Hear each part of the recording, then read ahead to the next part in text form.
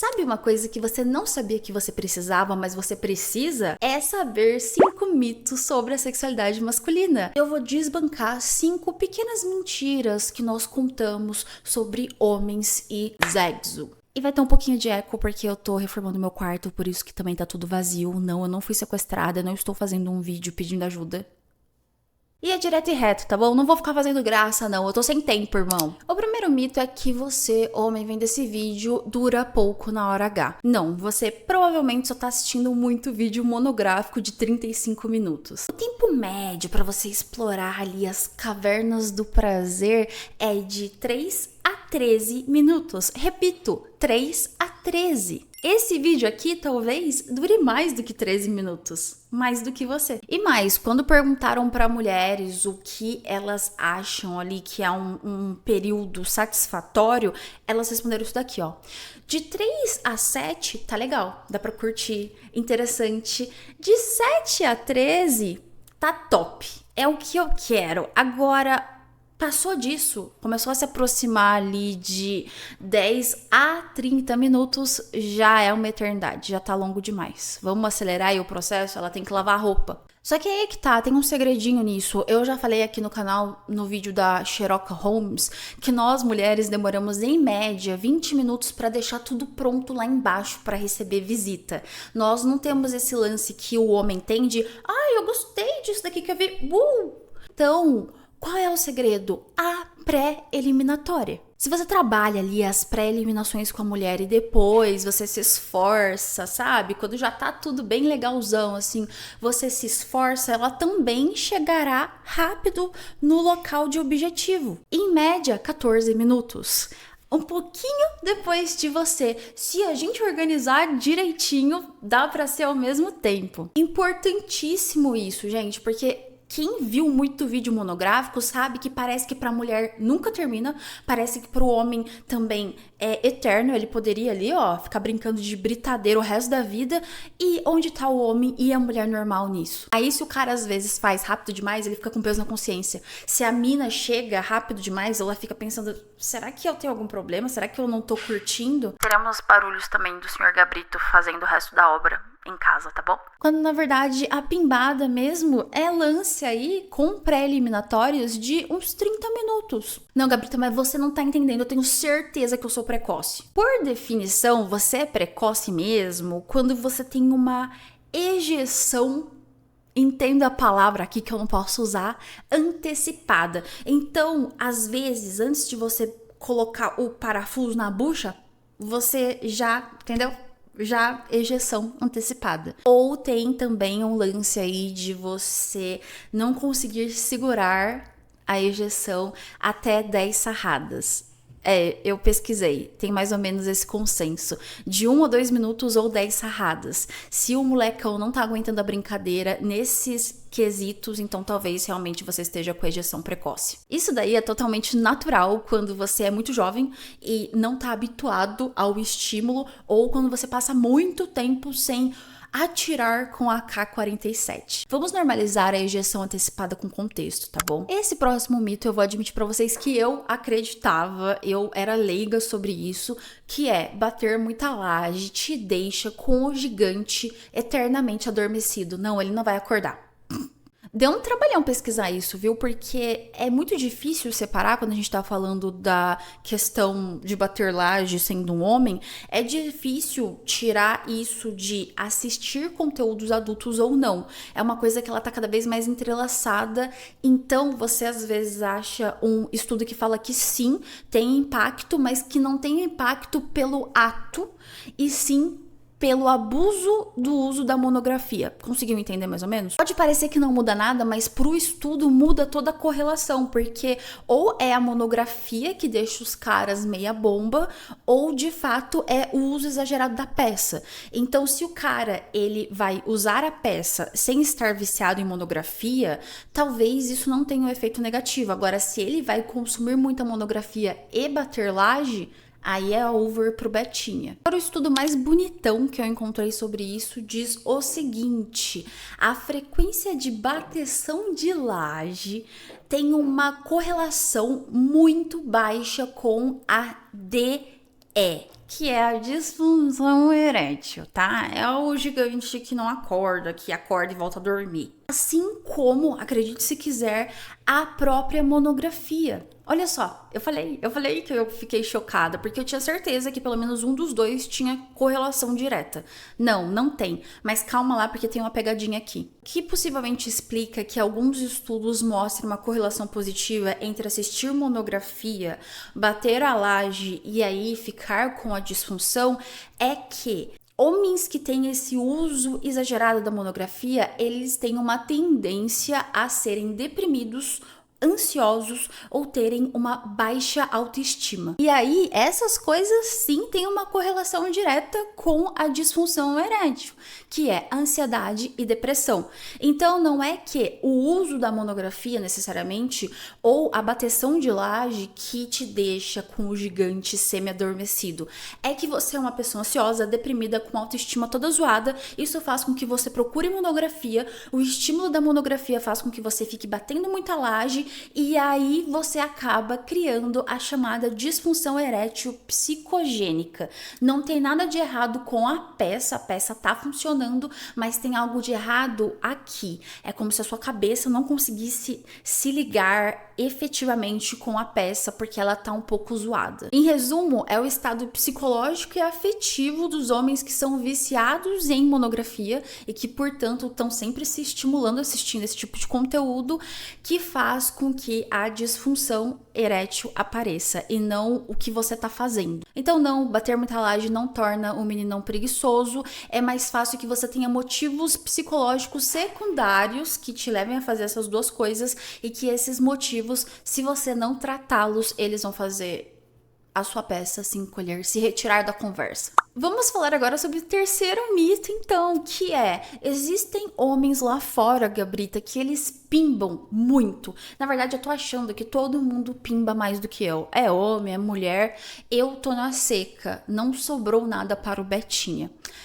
Acho que talvez nós estejamos falando de uma coisa muito mais comum do que parece. Você sabe qual que é a média de parceiros que um brasileiro e uma brasileira eles têm desde que eles começam a pimbar até o fim da linha, até o fim da vida deles? 9 parceiros. Essa é uma média, é claro, mas 9. Não chegou nem a completar uma dúzia. São 9. Se a gente fosse fazer uma conta besta e pegar ali uma pessoa que a primeira vez dela foi com 18 e a última será aos 60, embora eu esteja forçando aqui porque velho pimba pra caramba também, numa divisão simples, isso daria uma troca de parceiro a cada 4 anos e 6 meses. Então, olha só, se você fosse trocar de parceiros em uma média de tempo, usando também o referencial médio brasileiro, você teria um parceiro a cada 4 anos e 6 meses. Então, não é uma coisa tão rotativa assim. Ai, Gabrita, mas eu acho que tem pessoas que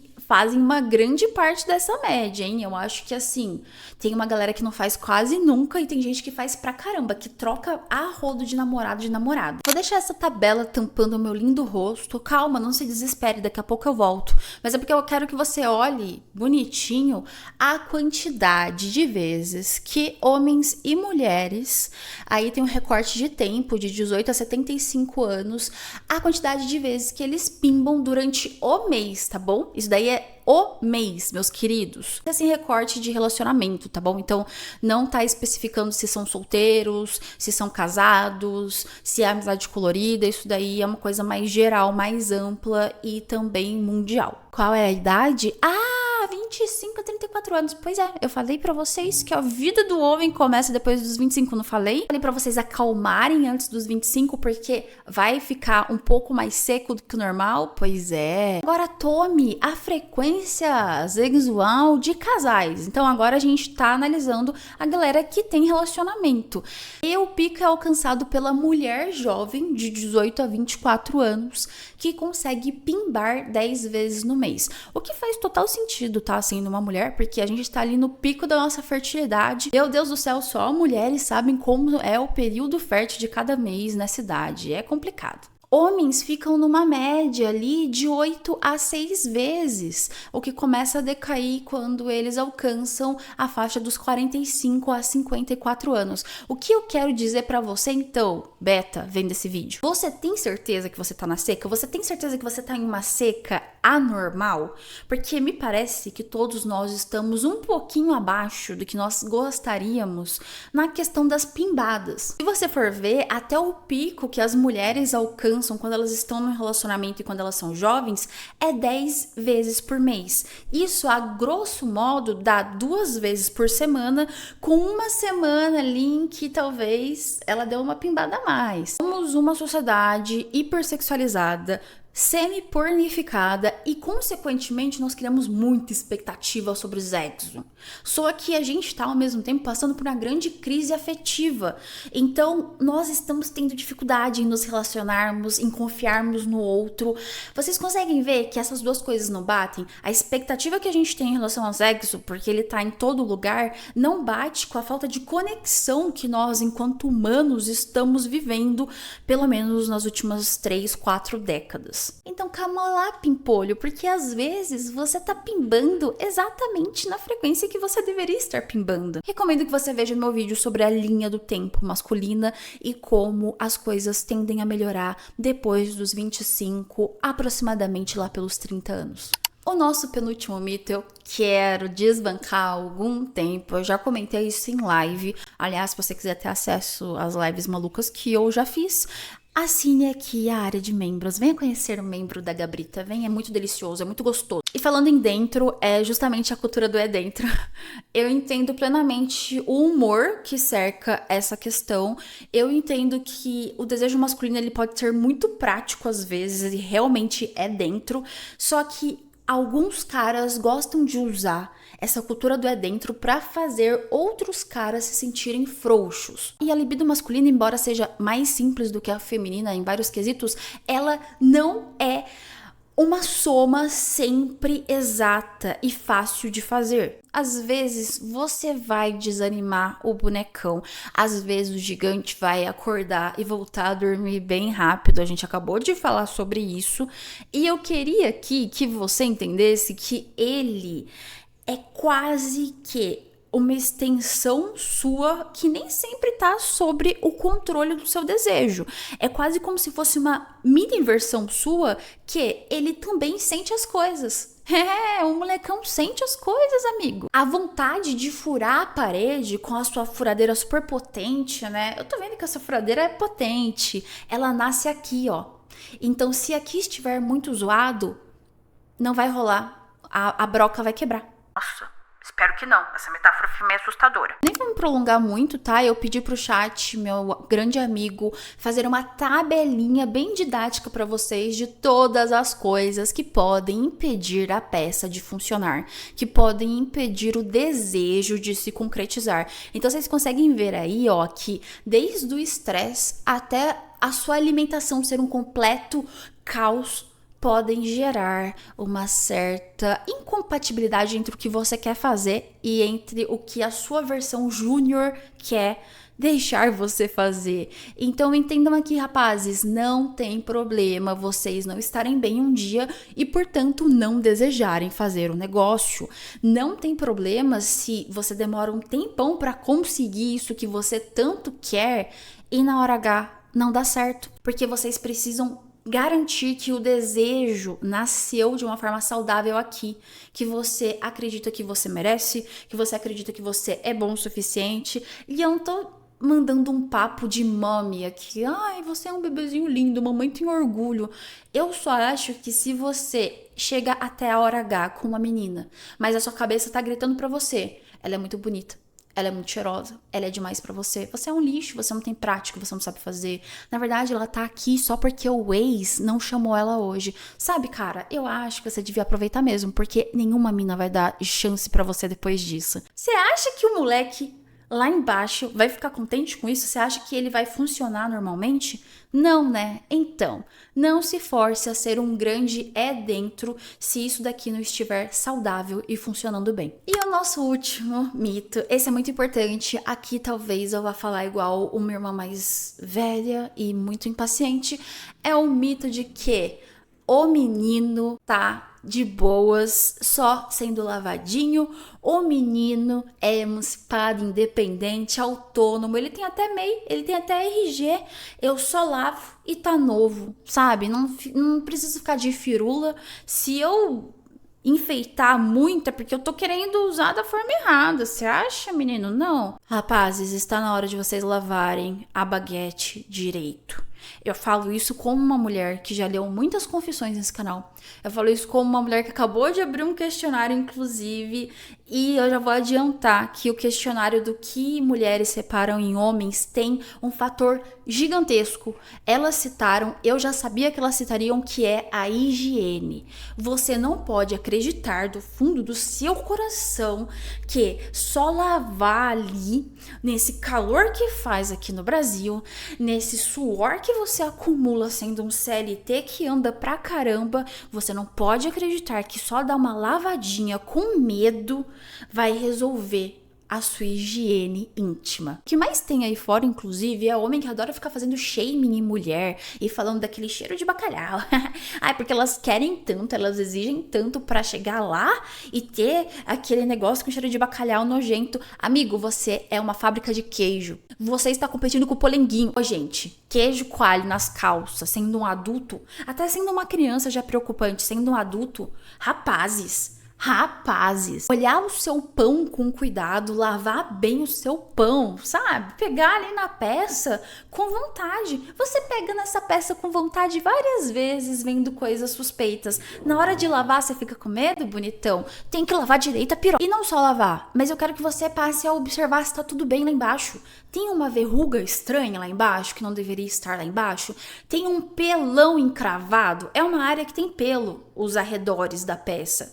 Às vezes pode encravar, às vezes pode ter o chamado, né? É um nome não técnico, mas furúnculo. Vocês conhecem isso? Às vezes a textura da pele ali, ela não tá tão macia, ela tá meio estranha, tem que investigar. Às vezes tá com corrimento. Vocês acham que só a mulher tem corrimento?